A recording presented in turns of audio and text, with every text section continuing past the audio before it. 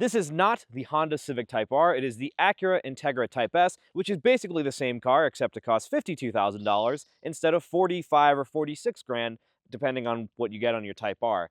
It is the exact same thing as a Type R underneath. It's the same powertrain, the same suspension, the same everything except a slightly different dashboard, slightly different seats and all that stuff. So why does it cost more money than a Type R when I think you actually get less?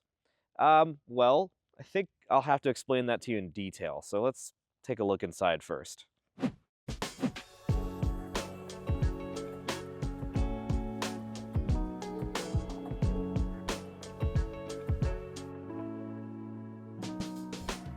Oh, whoops. All right, we're in the shade now, and I have a jacket on, but we're in the Integra Type S, which is basically a Civic in here.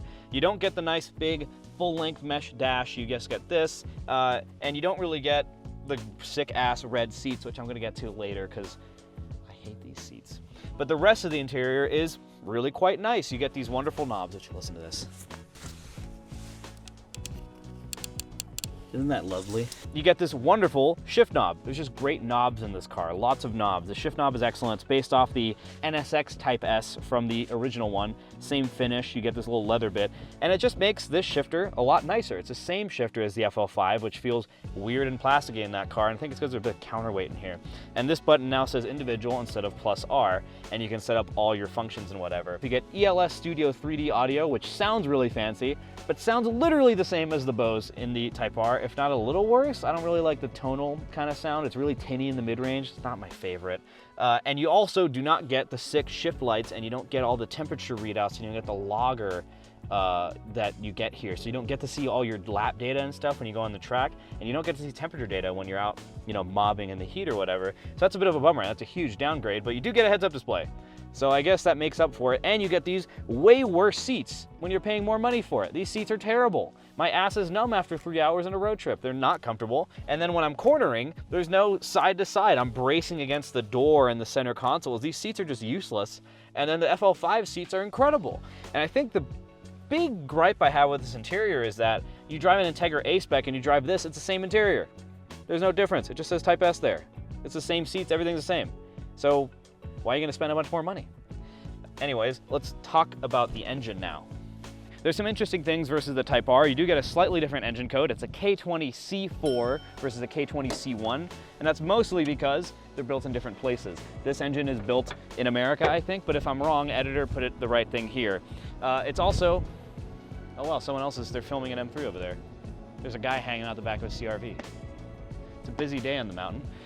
Anyways, back to it. So this is the K20C4. The main difference between the Type R is that it's a different state of tune. You get an actual, a little bit extra horsepower, 5 extra horsepower, a little bit more torque, which was verified by a tuner called Honda. They went and dug in, they found that actually they screwed a little more power into this. They gave it a little more, well, actually it's no more boost. They just enriched the fuel, or they leaned out the fuel mixture actually, and they just changed some stuff with the tune.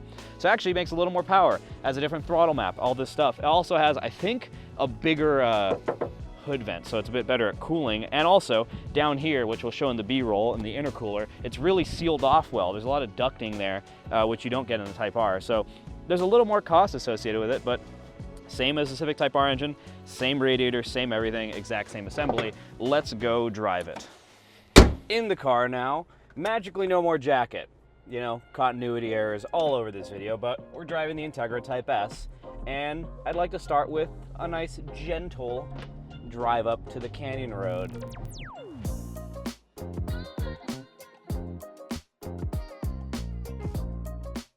For some reason I have a beef with this car, and it's purely philosophical. It's not a Civic Type R. Why should I buy it? It's $7,000 more expensive. I immediately get in it, and the seats aren't as good. There's no red carpeting. It doesn't feel as special in here. But then I start driving it, and I start realizing some things. Right here around town, just, you know, pitter-pattering around stop signs. This shifter is so lovely, and it's the same lever as the FL5, as the Civic Type R, but with this knob it feels so different, because in the Type R, that shifter gets a lot of praise, and rightfully so, it's a good shifter. But in the Type R, it feels like kind of plasticky. It doesn't feel that great, because it's still fundamentally like a cable-shifted box. This has a bit more notchiness to it, a bit more S2000 to it, and it's purely in the shift knob, at least according to them. And then there's something about the throttle calibration, which is already really nice in the Civic, and it's a little blippier here. It's a little more kind of initial throttle when I want to do like a nice little shift like that. It feels more immediate, feels more responsive.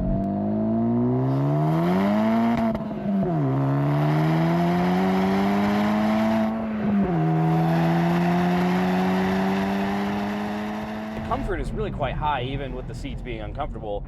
The dampers, that's the biggest, most obvious thing compared to the Type R, and it is the same parts. It uses the same spring rates, the same dampers, they say.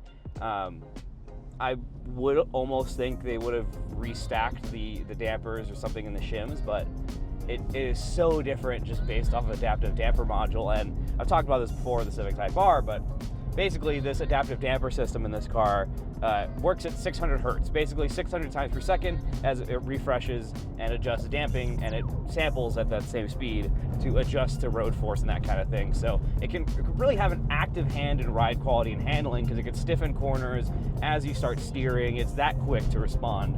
The dampers are just so lovely and linear compared to the Type R, and it's actually a huge plus. And people on the forums all over the place are taking the damper module from this and just plugging it into the Type R. It's a great effect, apparently. The Type S's calibration is so natural feeling. It's never bucking and terrible, whereas the FL5, it's just it's really bouncy, and it feels quite effective. It feels quite good. But this just feels natural and lovely and good. And it also has brake vectoring, so each corner, it's pretty high-tech stuff, each corner can use its own brake pressure to make the car turn better, basically. The steering calibration is so different to the Type R. There's more a sensation of torque steer, for sure. Like, you feel the corruption in the steering when you're getting on the throttle. You feel the thing, it doesn't want to center anymore on throttle. It kind of wants to keep turning. It's classic torque steer. Now, I wouldn't say either of these cars have stellar steering. I think there's still a lot of work to be done here. They feel artificially heavy. I think in light, in the comfort mode, it feels too light and just disconnected. So I like the Sport Plus steering in this car because it's a bit of weight, and the weight is actually meaningful for something. It's telling me something about tire grip. Even if it is fake and it's just dialed in algorithmically, it's appreciated to have something going on in the rack.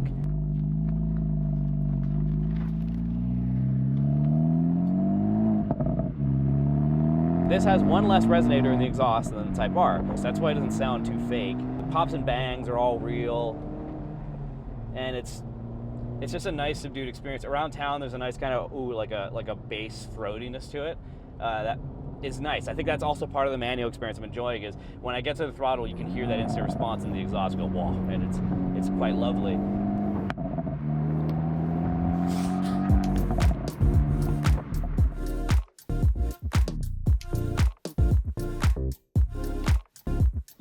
This thing is fundamentally lightweight. It has 320 horsepower, but it only weighs 3,200 pounds. It's an actual light car. The weight balance is all wrong because of front-wheel drive, all that stuff. But it's a light car, and you feel that lightness driving it up here. I forget.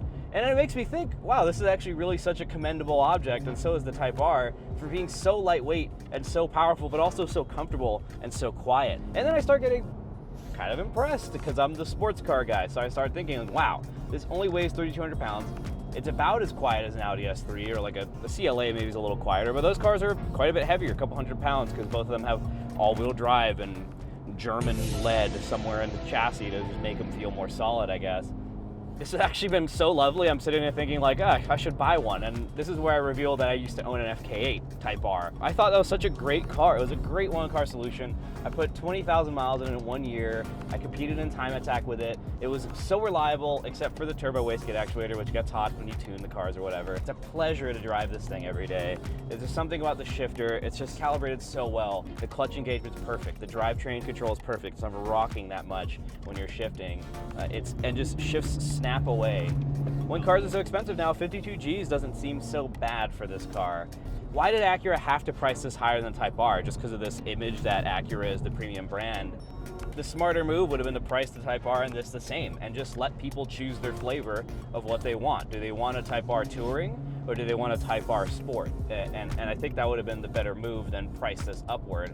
Having owned one of these and having seen these things been out for a few years, there's a reliability here that's proven. These cars work. They stand up to track use. They stand up to daily use. You can put a lot of miles on them. My Type R had 100,000 miles on it. It was a 2019. These are good cars. You can buy them and count on the virtue of them working for years into the future. And there's a lot to be said for that. I walked into this thinking that I was gonna be like, man, Type S is so expensive, why don't you just buy a Type R? And you know what? Driving this, experiencing it, I was a Type S hater, and now I'm accepting of the Type S. It has a place in the world.